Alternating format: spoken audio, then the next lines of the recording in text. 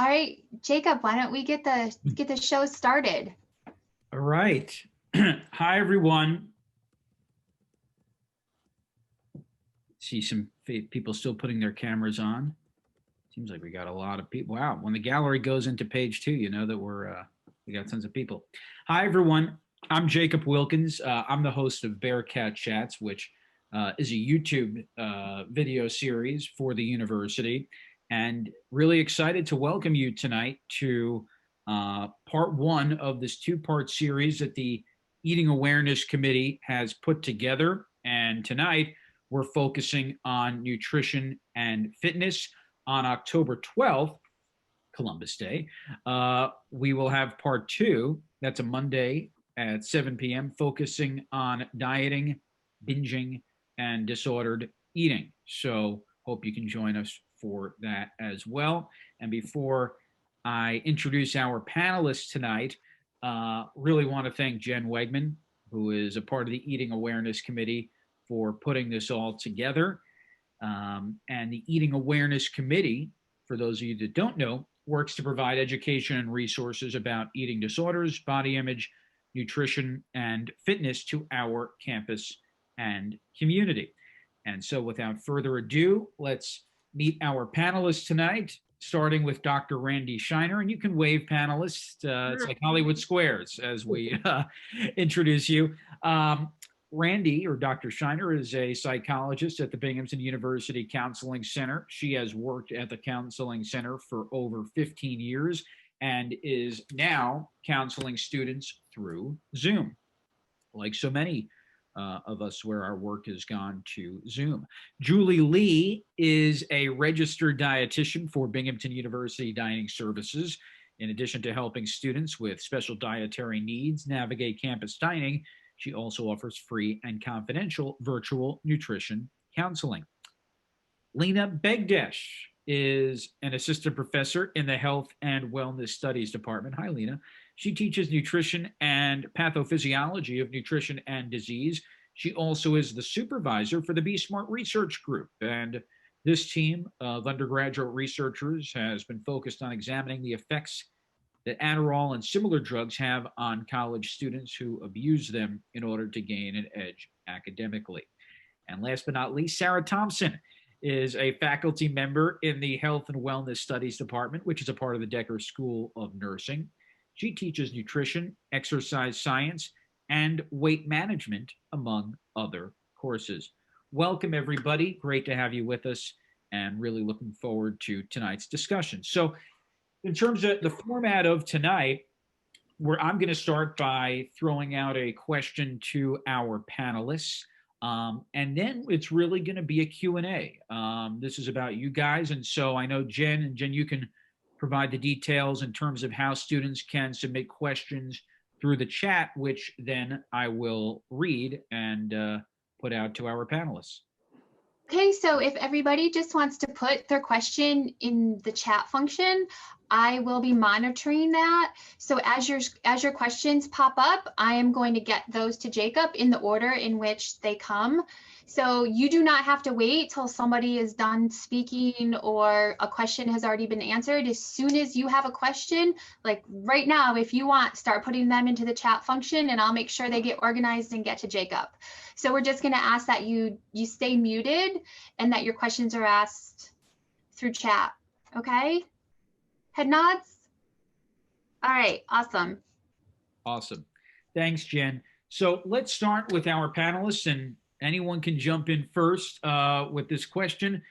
And the question is, what are students telling you in terms of what challenges they're facing related to nutrition and fitness during the pandemic?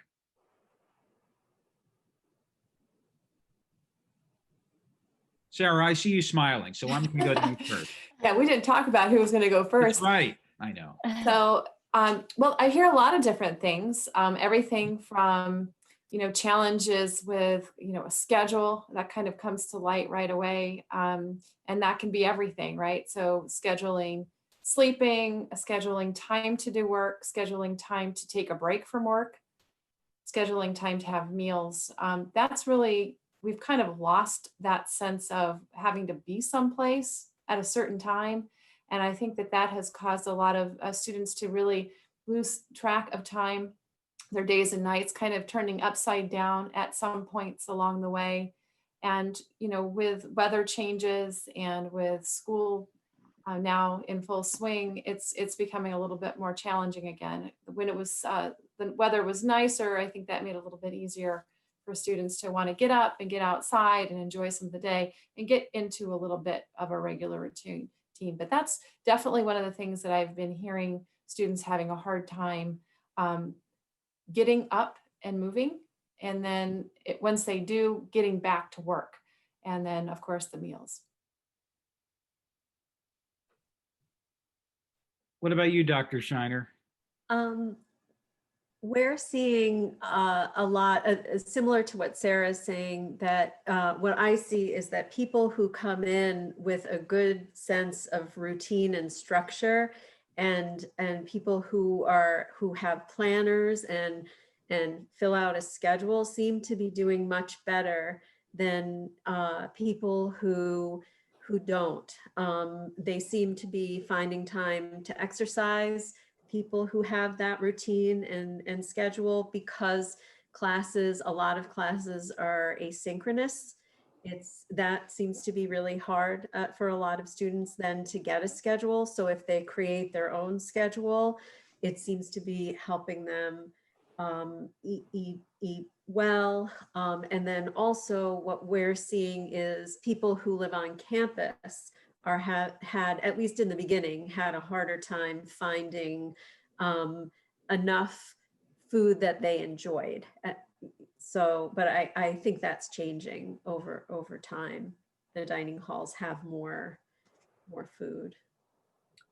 Right, and that's constantly evolving. And we had done a Bearcat Chat on dining services, talking with the good folks over there, and Yes. they're evolving that situation. There's two things, Randy, that you brought up, and we can sort of hit. Let's go to you, Julie, in terms of the food piece and schedule. You know, the idea of, I may not on a Tuesday have to leave my dorm or my apartment to go to class. All my classes may be virtual. So how do I practice a healthy eating schedule and to also abide by the university precautions in terms of social distancing and all that? Yeah, so all these things that Sarah and Randy have brought up, I'm definitely seeing too. And you know, it's kind of interesting because this whole concept of, you know, eating consistently and eating on a schedule is historically a major struggle for college students, especially freshmen, because they are going from a highly structured life that is high school to college, which every day is a little bit different. And I'm very used to assisting students figure out how to work with their funky schedules to figure out when is a good time to eat. So now we've taken away even that structure and it's compounding, and I can't even imagine what it's like as a freshman in general, just to deal with just the transition to college, but then all the stuff on top of it you've got to worry about. So I'm definitely seeing, you know, a continuation of that issue, which is compounded by just not even having anything to structure around. Because normally I will have a student bring me their schedule, like print it out. We'll actually write in when to eat, so they just get like this sense of, oh, okay, I don't have to eat breakfast between 7 and 8 a.m. My breakfast is whenever I wake up, and I'm sort of retraining a lot of students to think about it that way, because if you don't wake up until 11 o'clock, you think you missed breakfast. No, you didn't miss breakfast. Your breakfast is at 12. And you just go along your day and you eat all your 3 meals, just everything's shifted. And so sometimes it's just a different mindset that you have to take about what your body needs. It doesn't have to be at like a very specific time. So that is definitely probably the number one struggle that I always see with college students. It is definitely something that is happening now.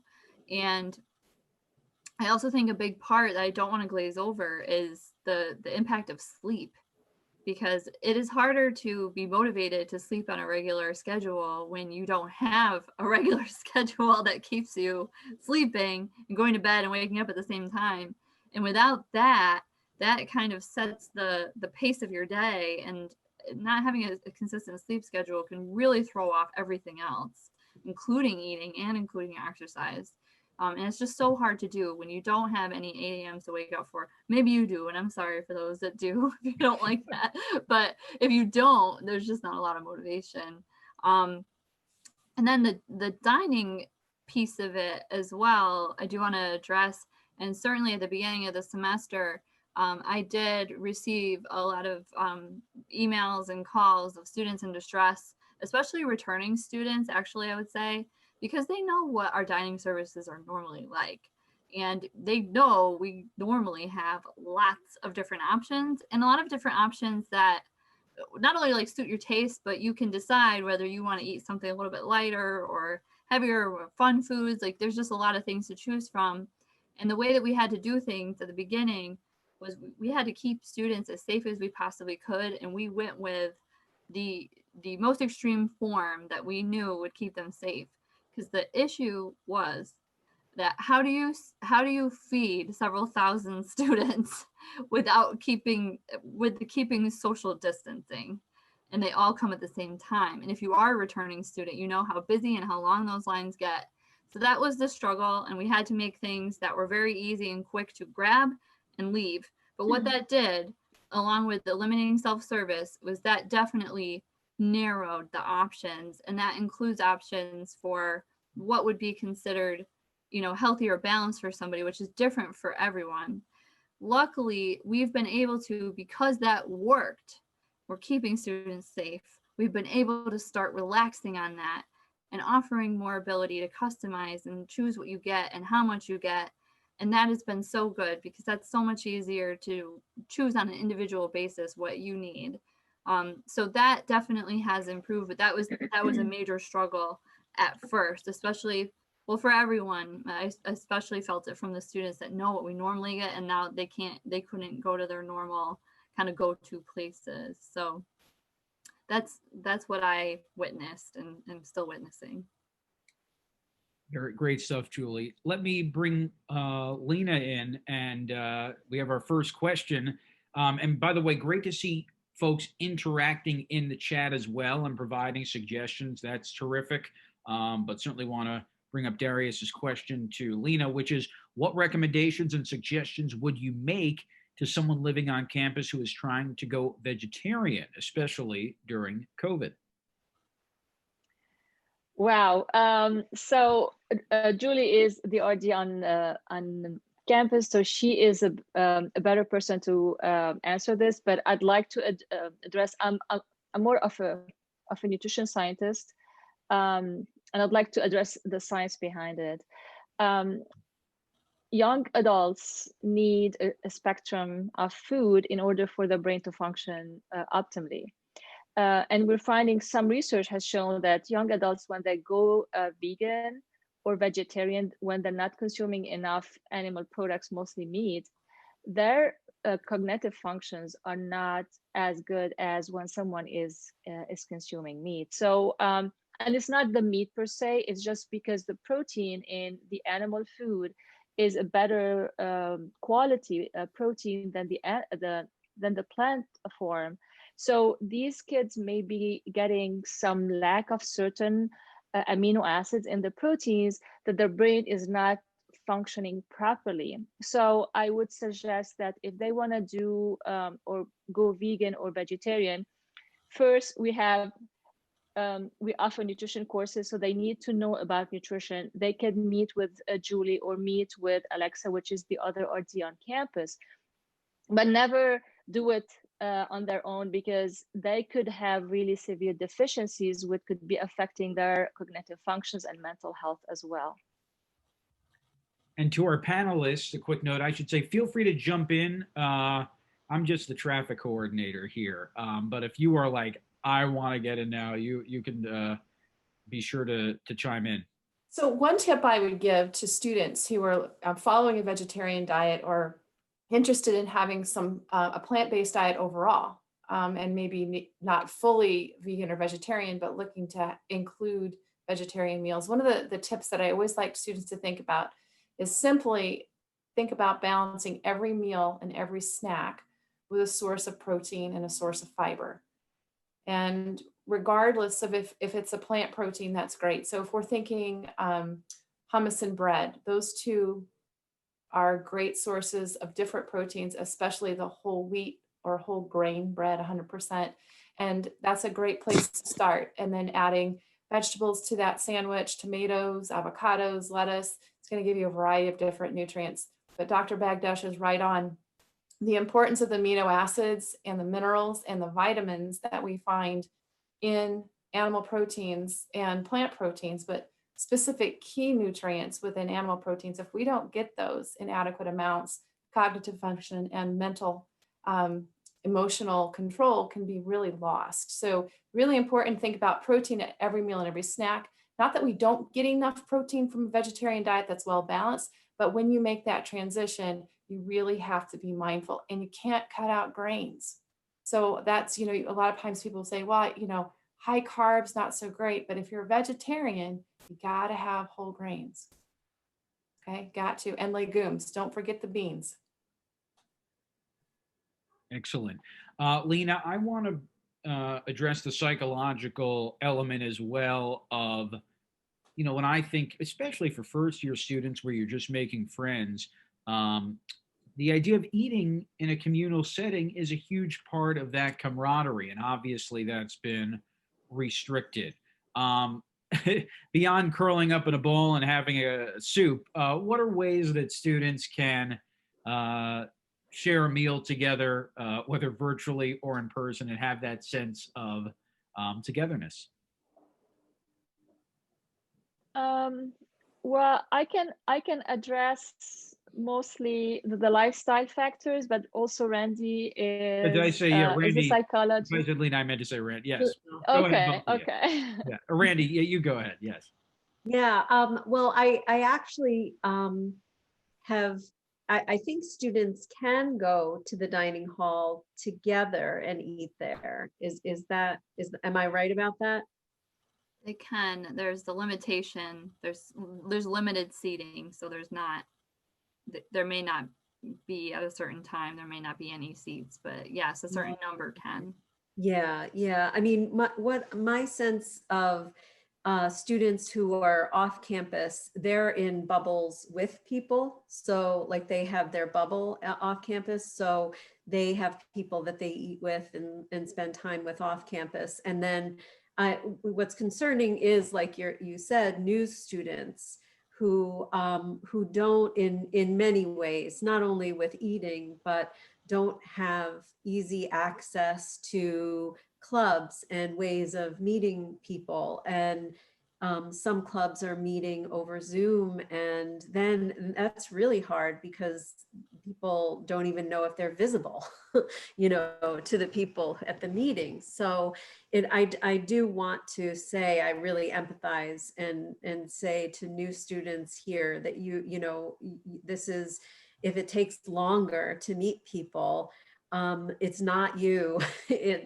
it's the situation, and really give yourself credit for starting school at this time. Like it takes a lot of courage to start school at a time where you only see people with masks. So in terms of, I'm not sure about, I think people even on campus have their bubbles. So they're creating their bubbles. So that's what, you know, I would recommend that people eat together there. Because people do need people, and a bubble works. So it's safe once you have your. I love that idea. I love the idea of, you know, even if you don't have a huge circle of friends right now, just making a point to schedule meals weekly with people that you are meeting. And, you know, make a plan to pick up food, and then maybe while the weather is still really nice in the afternoons, maybe going out and finding a spot on campus or in the nature preserve. There are a lot of really nice benches around in and around the marketplace, out of doors there. But once again, it's kind of making the effort to do that. It's so incredibly important to eat with other people. We have a tendency to eat more mindfully when we are in proximity with other people. We make a lot of times a little bit more effort to eat slowly and have a conversation versus eating mindlessly when we're, Did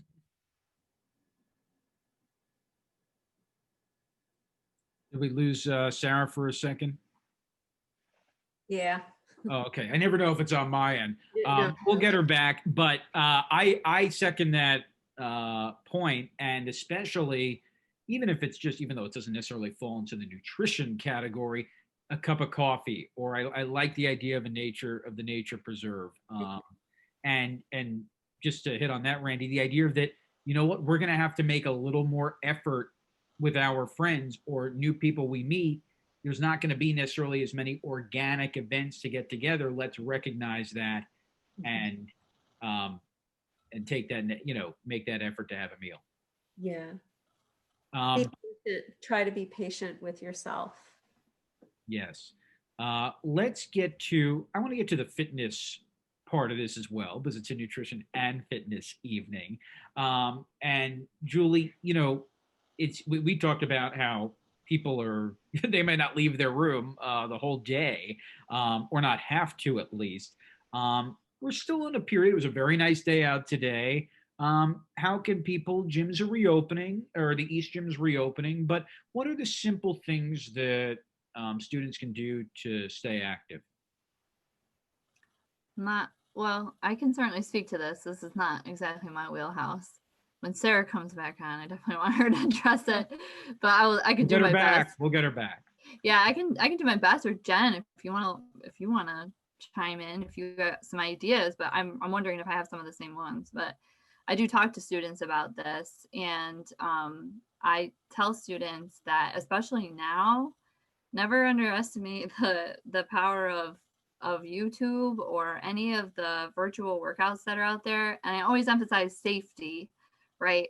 Don't do HIIT if you've never done it before in that form, or anything that's if you're a beginner, start with beginner stuff. But there's just so many free resources out there now for doing in-home virtual workouts. They don't even have to be live. You can watch recordings. But I'm always emphasizing as well that any movement is good movement as long as it feels good. And I think a lot of students have this, and a lot of just people in general have this misconception that if I'm not going, 70 minutes per week in a vigorous pace, and I'm not getting my heart rate up, like there's just like all these criteria, and there's like, if I don't follow that, then it's not worth it. And that is not true. And I find myself often just emphasizing the fact that even if all you have access to, or all that feels good to you, or all that your body is telling you it wants to do is go for a walk, then go for a walk, and it's great for you. Or just do 20 minutes of yoga or chair exercise. Whatever feels good is good. And when it doesn't feel good, that's actually not so good for you. But anything that you can do in your room, and there's just so many things that you can do, and certainly take advantage of the outdoors while we have good weather. Those are my suggestions, but I'm sure that Jen or Sarah would have things to add to that, because that is more their wheelhouse than mine. And it's okay if we're not right in your wheelhouse, by the way. You still have... We all overlap, like literally all of us overlap. Right. We all know a little bit about each other's wheelhouses. Yeah, but Sarah, welcome back. We were talking about the fitness component of tonight, and just ways students can stay active. We know there's tangible things like the gym reopening, but still there's you got to make a reservation and things like that. But what are the simple things that students can do to stay active and fit during the day? I agree with a lot of what Julie was saying. The one thing that, especially with the concern for the immune system, we know that regular moderate aerobic exercise is enhancing to the human immune system. And so moderate doesn't have to be very intense, but we do need to get the heart rate up and the respiration rate up. And when we do that, that actually helps to circulate immunofactors, the immune system cells that are housed in and around the capillaries in the lungs. and that actually temporarily boosts the immune system, which for the concern of COVID is actually extremely important. So even when a person is in a state of infection and fighting COVID, for them to actually breathe deeply and get some moderate exercise is very good for them. So walking up and down the stairs, you know, in the building, or doing some calisthenics, some high knees, some jumping jacks, intermittent activities, where even if it's 5 minutes at a time, can be very good for boosting the immune system, because what we find is that immediately after exercise, those immunofactors will go back to resting pretty quickly. So it's ideally, it's better to do activity throughout the day if we're really looking to enhance the immune system, and also great for study breaks. Circulating the blood, activating the proprioceptors in the legs is going to improve cognition and help you retain some of that information that you're studying. Definitely research is lining up to that as well, with enhanced memory and moderate aerobic exercise. And by the way, this isn't just a student issue. You know, I mean, we're all, at least I am, in front of my desk a lot more than I usually would be. And I'm taking a lot of 10-minute walks after Zoom calls. But anyhow, that's a side note, and no one asked for that. No one asked for that information. So, Lina, can you give me more of the science? Jacob, can I just say a few things about exercise before we go on? Is that okay? Sure. Okay. I just wanted to say that research shows that exercise is just as good for depression and anxiety as medication for a lot of people. It actually works better than medication for depression and anxiety. So that's one thing to encourage you all to incorporate some exercise in your life. The other thing that I wanted to say is that especially, you know, if you're new to Binghamton, but even if you're not, you know what Binghamton's like. Starting the end of October, it's gonna get dark really early, and I think November 1st is the time change. It's gonna feel like night at 5 o'clock, and that causes a lot of students to experience SAD, which is seasonal affective disorder, where students, that's a real thing, where as the daylight gets shorter, people get depressed, and exercise really helps with that. So that's to encourage you to start an exercise regimen if you all are not have not done that. And then I wanted to mention that a lot of students I work with talk about yoga with Adrienne. I don't know if people, if Sarah, you or Jen, or you've heard of her, but or if she, but a lot of people like her, and they say her workouts are very short, so they're easy to do. But yeah, she actually, I do yoga, so I've done that, and there's workouts of varying exercise. Lina, I'll get to you in a moment. Randi, I just wanted to follow up, as we're talking about yoga, the importance of meditation and yoga's effects mentally, sort of the more spiritual element of fitness and what you've seen.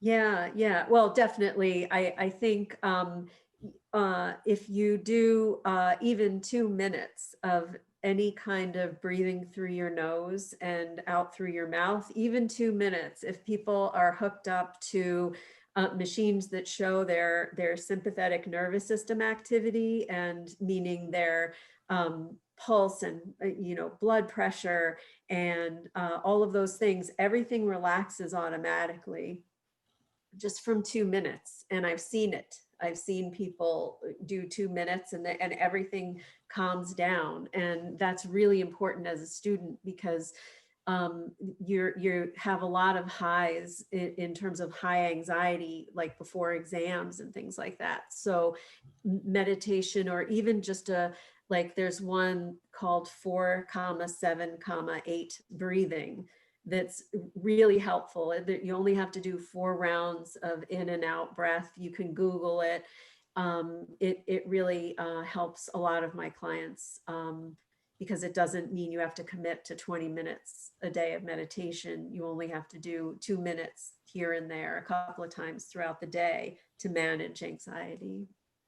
And a lot of these breathing, what I think is great about that is I don't necessarily have to find a place sit and be away from everyone. It's sort of that on the fly. I might be stressed in the middle of a class, and we can utilize that. Dr. Begdache, what's the science behind all this in terms of, are there certain benchmarks that students in this 18 to 22-year-old range should be hitting? Yeah, actually, I have a lot to cover here because everyone has said something very interesting, and I can just briefly give you the science behind it. So I can also share my own research. I'm very much interested in the young adults and the mature adults, and that's because of how the brain is mature. So young adults, their brain matures between the mid to late 20s. So the function of the brain is slightly different than the function of the brain in the mature adults. And we're finding that exercise is more important than a diet when it comes to mental health and cognition. As Randi mentioned, exercise could be as good as antidepressants, because what happens with exercise, there is a shift between how the muscle is using the fuel. So all the fuel taken as far as like the amino acids from proteins could be used as energy in the muscle. The only thing that's not used as an energy is something called tryptophan, which comes from protein, and it goes to the brain and turns into serotonin, which is the happy mood. So when people exercise, they force all the amino acids that compete with tryptophan to go to the muscle, so there will be more concentration of a tryptophan coming to the brain, so that boosts serotonin. Antidepressants work by boosting serotonin. They come with several side effects. Exercise has all the positive side effects as far as health, like as Sarah mentioned, the immune system, the heart, the blood pressure. So it's really a very good thinking about exercise. Now, how to motivate yourself? It's hard to exercise if you're not motivated. But if we look at the science, it takes few sessions of exercise to start that motivation, because when we exercise, our brain also releases a brain chemical called dopamine. And this is addictive. The same way we get addicted to drugs, we get addicted to exercise, because our brain also secretes dopamine. So if they can maybe start as a group working out virtually, maybe, or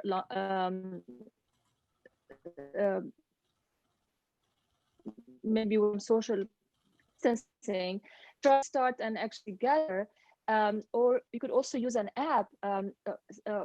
Also, the research has shown that if you log in your exercise regimen every day, you're more likely to be exercising on a regular basis. So just push yourself to do those few extra sessions every day, and then you get motivated to keep up with the exercise.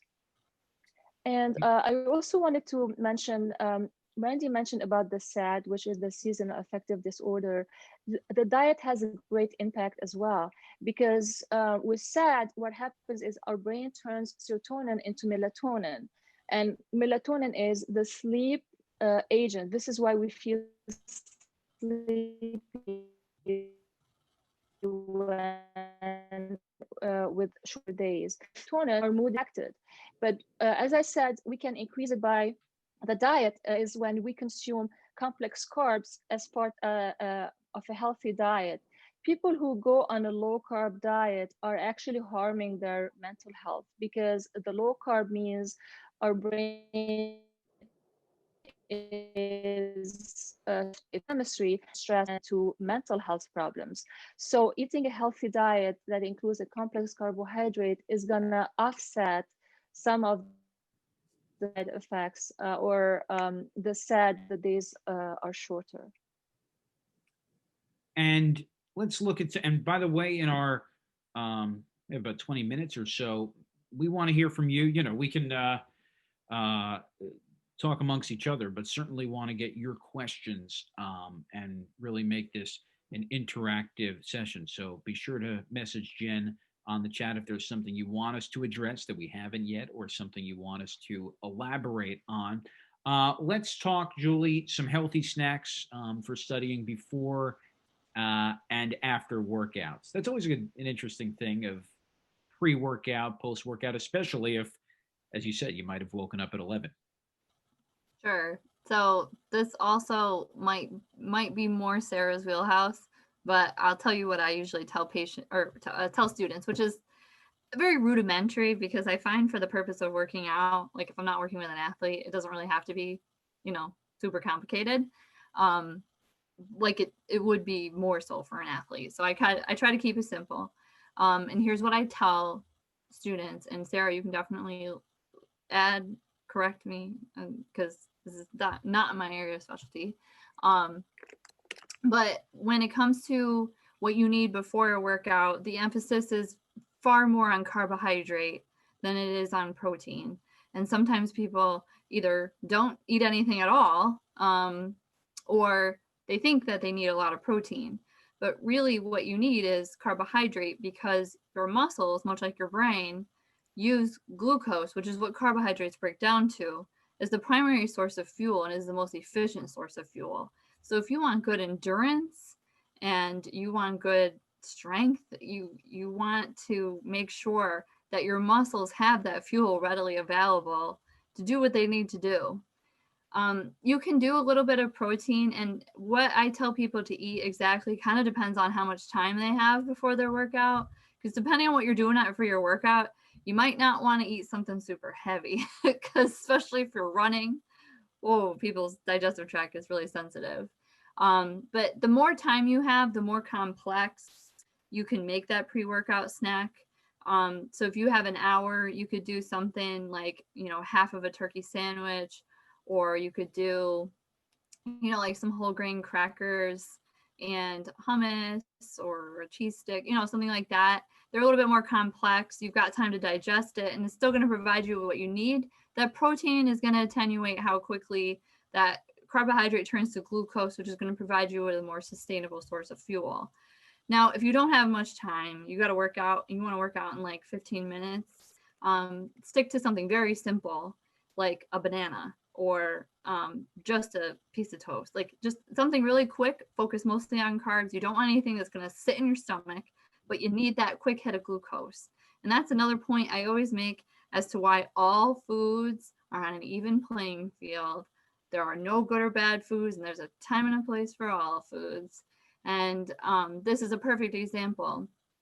I use the same example as if you are working out for a very long period of time. So say more than an hour, hour and a half, going to 2 hours. This usually falls more into when somebody is training or they're an athlete, but you also need to refuel. And you need to refuel with, guess what? Carbs. And it's got to be a simple carb. So this is where things like Gatorade come in, because that's fluid in carbs. But you could certainly do the same thing with, again, like just a piece of fruit, a little box of raisins, which is nice because it's a nice little convenient package of quick carbs, but you need something then too. And now after your workout, what becomes more important is the protein. And that's because it's going to assist, if this is your goal, it's going to assist your muscles when they go into repair mode after you've kind of damaged them when you do your strength training. And you got a little short window there, and Sarah or somebody else that knows more down to the science of this, you can correct me if I'm wrong, but I believe it's like 20 minutes, half an hour, where it's like the most optimal time to get that protein in to assist with that repair, which is going to assist with muscle growth. And so you want to focus on protein, but that doesn't mean only protein. You also need to replace the carbohydrate and the glucose that you've used up for your workout. So for an example of what would be like an ideal thing, this might sound a little funny, but like a lot of athletes really like chocolate milk, because chocolate milk has naturally some protein, and then it also has the carbohydrate that you need to replace that you've lost or used up. But you can do that with lots of different types of foods. Very similar to what I was describing for the pre-workout, you could do post-workout, but just the more emphasis on making sure that you get protein and it's really necessary. So it could be some of the same things I said. You could do hummus, cheese stick. Big fan of roasted chickpeas or roasted edamame. Those are fun. You can keep them in your car and they're impervious to heat and cold.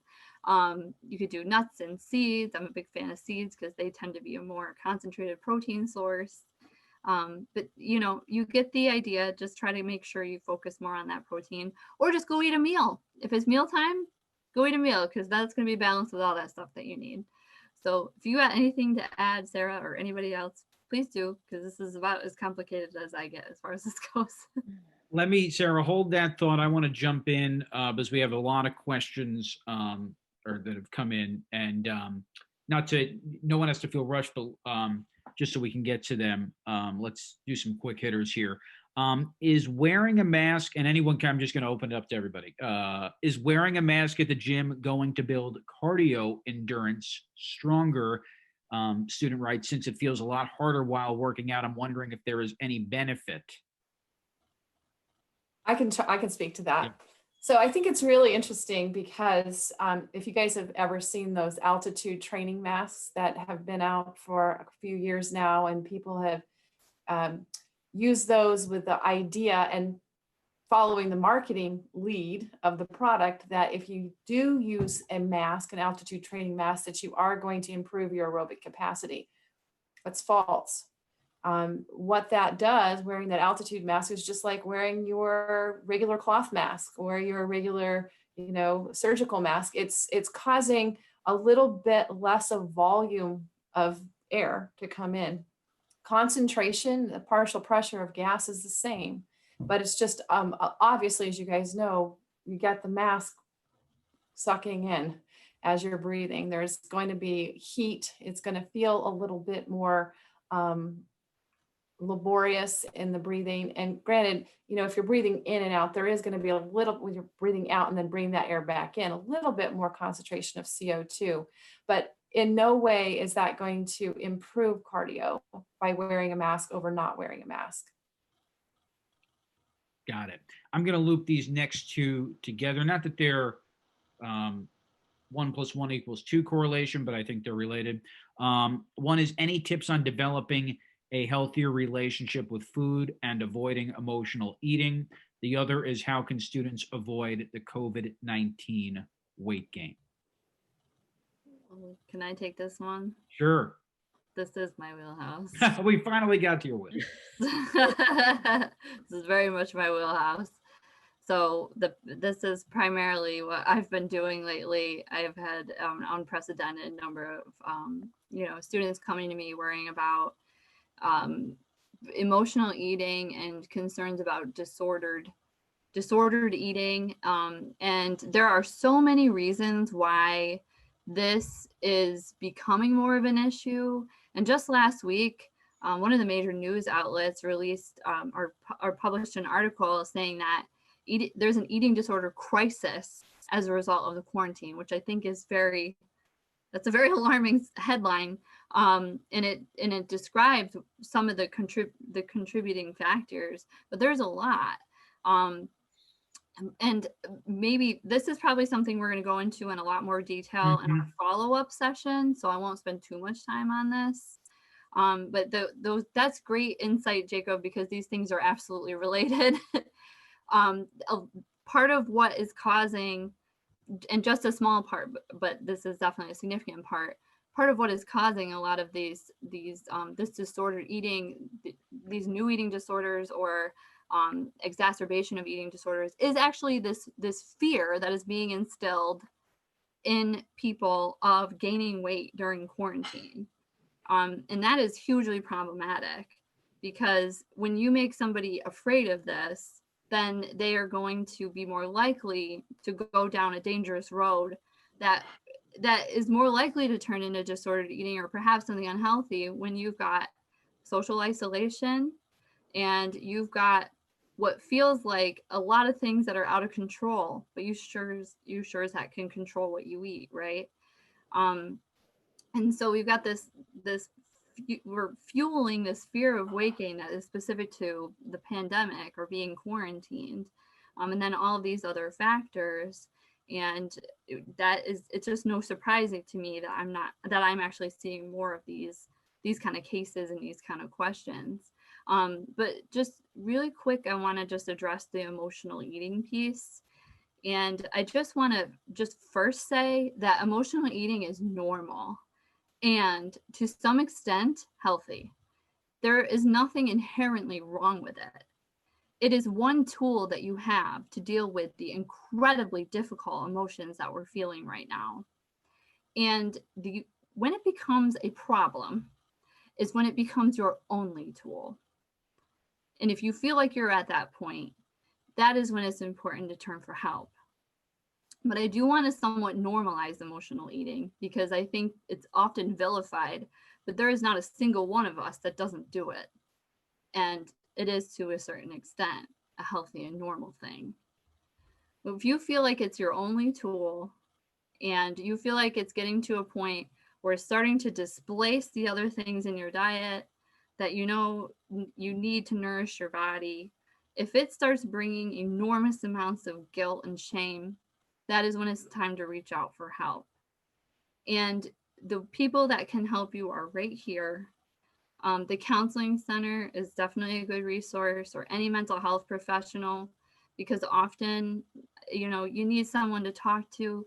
You need someone to help you figure out what is it that you're looking for to get from food, and how can you get that from something else that would work much better. A mental health professional can help you with that. And certainly I'm here to help. I'm a free resource to you. And I can help with a lot of the other aspects of it as well. But that's my main thing. I just want to normalize it. And if you find yourself doing it more lately, it totally makes sense. It totally makes sense. And we're here to help. I have a few suggestions too that I would like to add to the great things that Julie said. One is that it's important to deal with your emotions. So it's important to set aside a little bit of time each day to mindfully reflect on how you're feeling, to do a check-in and do some either self-compassion about what you're feeling or some problem solving with what you're feeling. So address those emotions so that you won't eat them. Another suggestion is with emotional eating is eat enough during the day. Because if you eat enough during the day, you're less likely to have cravings at night when emotional eating is more likely to happen. Another thing is have routines where you make sure you eat enough during the day by making sure you eat at certain times. And then another thing that I think is really important for students is to have a hobby that you can do at night.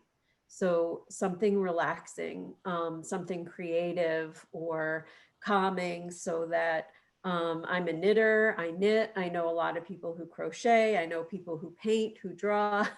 It's great to have a hobby at night because that's when you're more likely to want to do the grazing, and which is, like Julie says, is totally fine.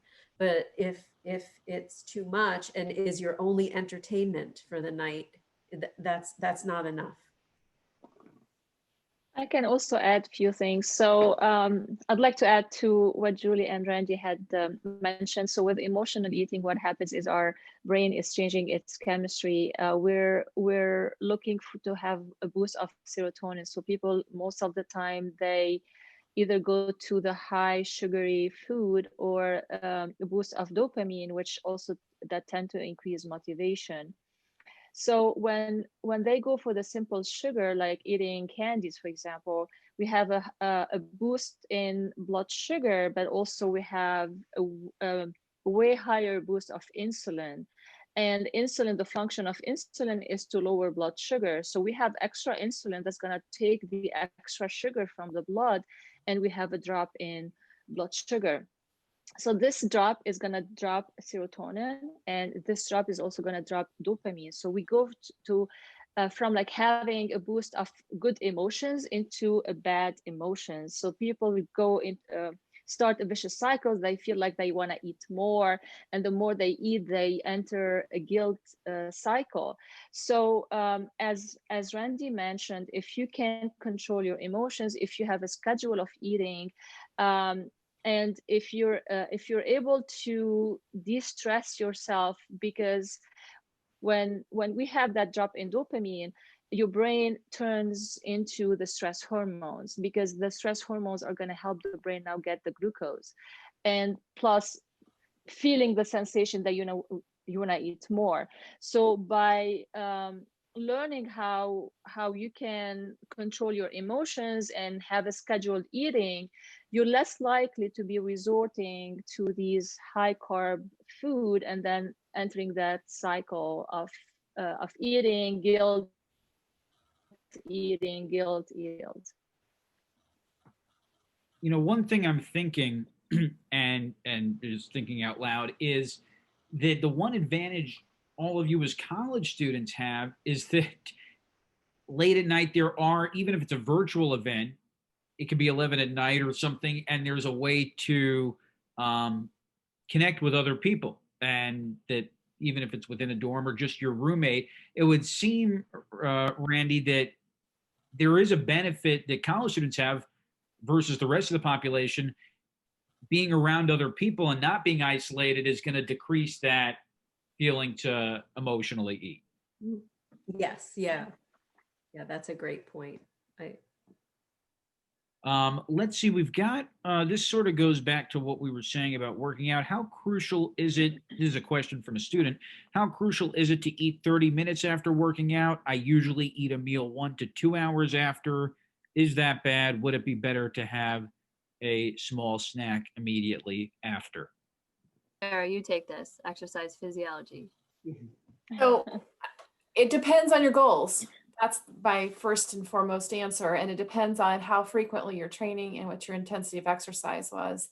So if you are, for example, if you're having a meal 1 to 2 hours after your workout, and you aren't completely depleted in terms of your energy, and you aren't necessarily going to go and, work towards a competition in 2 or 3 days, probably not that big of a deal, as long as you're eating a healthy, well-balanced meal 1 to 2 hours after.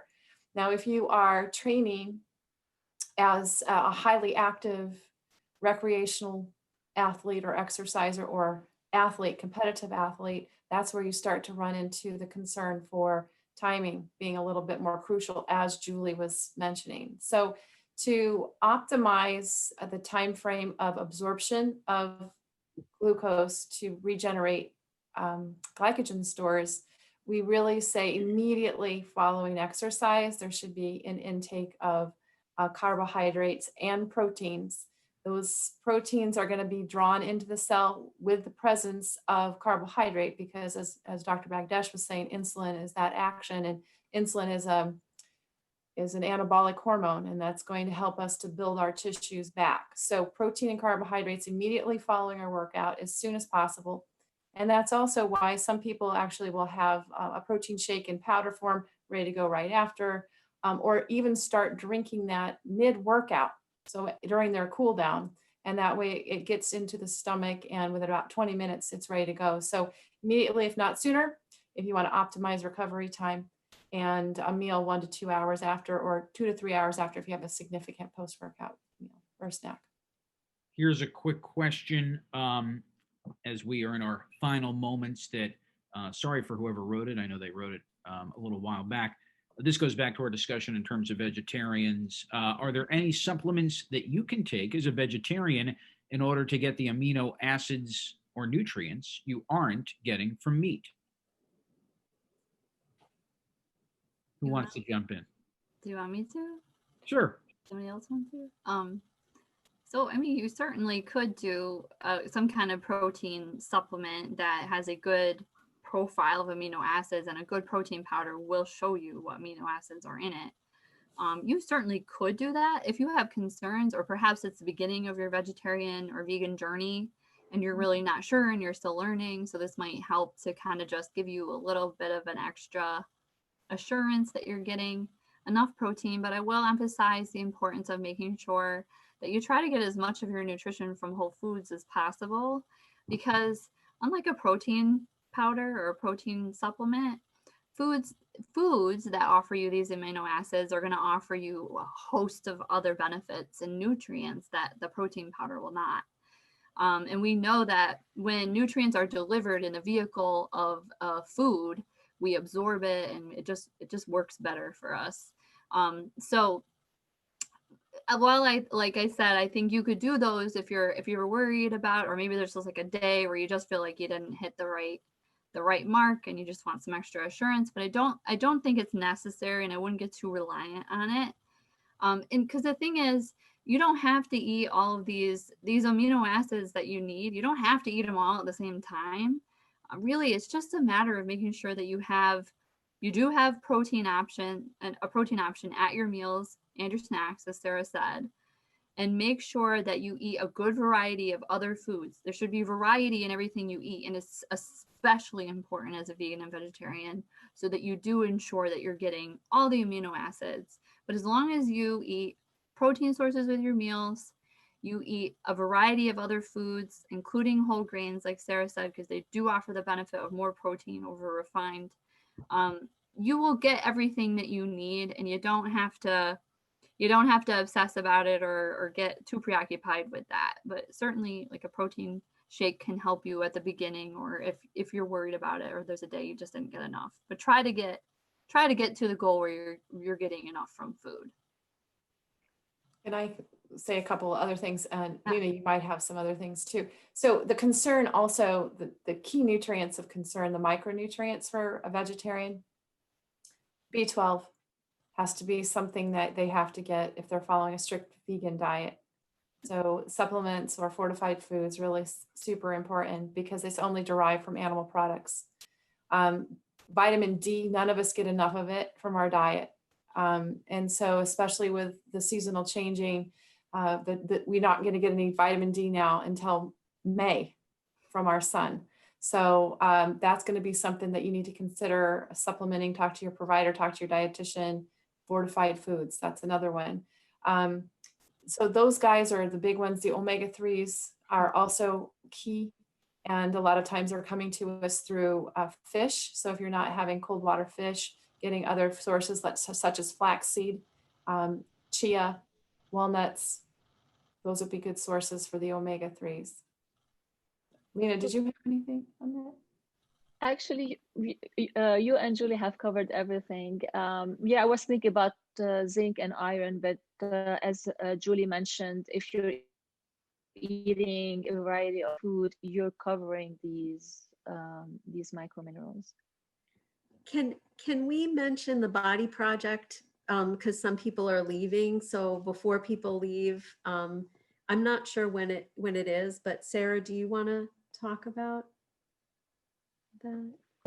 Sure. We do have a workshop coming up. It's a 2-hour interactive workshop that's going to be peer-led by some of our students. And I actually think a couple of them were on the call this evening. They may have already left. But it is, I believe, October, gosh, Jen, is it the 19th? I can't remember. I think so. I think it's the 19th. October 19th, and I believe it's at 7:30 p.m. And it's basically a workshop that takes you through looking at the constructs of beauty in our society and the challenges that come along with those ideals, and how that makes us feel, and how we internalize those images and ideals into the way we think about our own body and the way we respond, actually the way we behave. And so kind of looking at how we really feel about it, and how really kind of ridiculous and unrealistic the body image ideals are for both men and women. And that is October 19th. 19th. I have written down 7 to 9 p.m. So I would say if that's something that you're interested in, keep looking for our advertisements. So the way in which you found out about tonight's meeting, we're going to be advertising and promoting in the same exact way. So you'll be seeing that link come out. So keep your eyes peeled. And then also, if you, for some reason, are not hearing about our programs, you can always email me. It's Jen Wegmann, WEGMANN at binghamton.edu. I will send you a list of all the programming that we have going on. So whether it's through your classes or you saw it on Beeline or Dateline, you can always email me. We will get all the information to you. Jen, what is your email? I'm going to put it in the chat. Okay, it's J Wegmann, and it's WEGMANN at binghamton.edu. I would also like to say too, if you want to learn more about everything that we talked about tonight, I'm going to shamelessly plug Health and Wellness Studies. Come take a class with Lina or Sarah or myself. We have a variety of nutrition and fitness classes. We have classes on stress, and we have classes on just health in general. You can come exercise with us. We have a bunch of 2-credit classes, yoga, Tai Chi. We do karate and taekwondo, weight training, you name it, we have it. So if this is something that is really interesting to you and you're really looking to learn more, come spend some time with us in Health and Wellness Studies. And we're going to be offering a ton of winter classes, winter session classes. So look for that. So definitely opportunities to learn more about everything that we talked about tonight. And one last, or because I'll feel guilty leaving without addressing this question, even though we sort of hit on it, maybe we can give some brief advice. This was a question from a student. Any advice for students that lose track of time during the day and might be eating their first meal besides breakfast much later at night, or may not be getting enough meals in? I know, Julie, you said, I think it was you, Julie, that said, think of when you're waking up, not that you have to get to lunch if you're waking up at 11 a.m. Just any additional thoughts for that student? I mean, that's exactly what I would say to a student that eats like that, is that just whenever you wake up, your first meal is your breakfast, no matter when it is. Now, ideally, it's probably, closer to when you woke up than it is far away, because the longer you wait to eat, the less time you have to get those meals in. It's a lot harder to get your nutrition in a short period of time than when you spread it out throughout the day, because you can only eat so much at one time, right? You've got limited real estate. So if you can start early, that'll help. It'll also help if you struggle with like extreme hunger, which a lot of people feel when they don't eat enough earlier in the day. You may notice that you don't feel hungry at all during the day, but at night it comes with a vengeance and you're super hungry and you just eat, your largest meal then, and you end up eating all night after that. And if that's not how you want to eat, and that doesn't feel good to you, then I would suggest, just start trying to create some kind of pattern of eating. And even though it's going to feel weird at first because maybe you're not hungry, but it's just because your body's just not used to having food come in at that time. And once you start to establish that kind of consistent schedule, your body will start to send out hunger cues. You're going to be able to regulate your hunger and fullness a lot better, and being able to eat on a schedule will feel easier than it does at first when you're not very hungry. And something else that can help with that, and this helps some students more than others, but you could set alarms on your phone. If you do find that helpful and you respond to them, great. Try that and see if that helps. Other students are just so used to ignoring it.